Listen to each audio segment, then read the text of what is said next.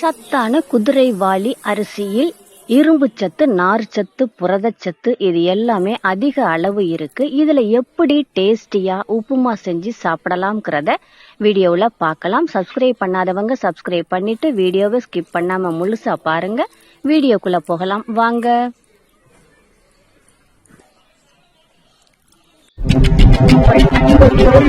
ஆரோக்கிய உணவும் அற்புத வாழ்வும்.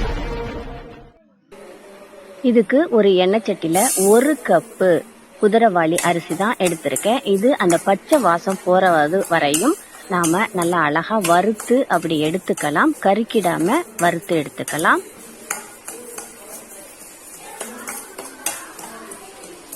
இந்த பக்கமா இன்னொரு பாத்திரத்துல 750 ml தண்ணி ஊத்தி கொதிக்க வச்சுக்கலாம். இப்ப வறுத்ததை நம்ம ஒரு பவுல்ல மாத்திட்டு அதே எண்ணெய் சட்டியில இந்த டேபிள் ஸ்பூன்னால 2 டேபிள் ஸ்பூன் ஆயில் விட்டு 1 டீஸ்பூன் கடுகு, 1 டீஸ்பூன் உளுந்தம்பருப்பு, 1 டீஸ்பூன் கடலைப்பருப்பு, 3 காஞ்ச மிளகாய புட்டு போட்டுக்கலாம். 2 கருவேப்பிள்ளைய உருவி போட்டுக்கலாம். போட்டுட்டு நல்லா பொரிச்சு எடுத்துட்டு அது பொரிஞ்சதை நம்ம கொதிக்க வச்சிருந்த தண்ணிய பாதி அளவுக்கு இதுல ஊத்திக்கலாம். மிச்ச தண்ணி அப்படியே இருக்கட்டும். ஊத்திட்டு இதுல ஒரு குட்டி டீஸ்பூன்னால 1 டீஸ்பூன் சால்ட் போட்டு அது கொஞ்சம் கொதி வரட்டும்.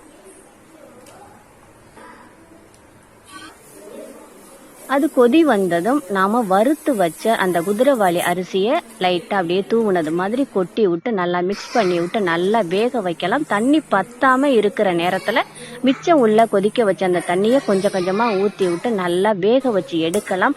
இந்த அரிசி, அந்த ஊத்துற தண்ணி போட்ட அந்த பருப்பு எல்லாமே கரெக்டான அளவுல கரெக்டான பக்குவத்துல இருக்கும். நல்லா வாசமா டேஸ்டியா இருக்கும். இதுக்கு நாம நாட்டு சக்கரை, கத்திரிக்காய் தொக்கு இது மாதிரி தொட்டுக்கிட்டு சாப்பிட்டோம்னா செம்ம டேஸ்டியா சூப்பரா இருக்கும். இப்போ லாஸ்டா இது நல்லா வெந்து வந்த பிறகு ஒரு 15 முந்திரியை உடைச்சு போட்டு மிக்ஸ் பண்ணி விட்டு இறக்கி சாப்பிட்டுக்கலாம்.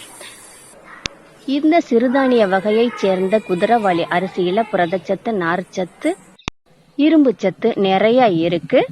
நீரிழிவு நோயாளிகளுக்கு இது சாப்பிட்றதுனால நல்ல சத்து கிடைக்கும். உடல் எடையை குறைக்கும். கொழுப்பை கம்ப்ளீட்டா குறைச்சிடும். ரொம்ப ஆரோக்கியமான உணவு, எல்லாரும் சாப்பிடலாம்.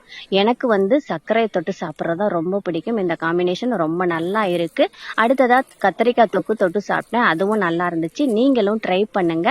எப்படி இருக்குன்னு கமெண்ட்லயும் சொல்லுங்க. எல்லாருமே சாப்பிட்டுட்டு ஆரோக்கியமாகவும் இருங்க. தேங்க்யூ.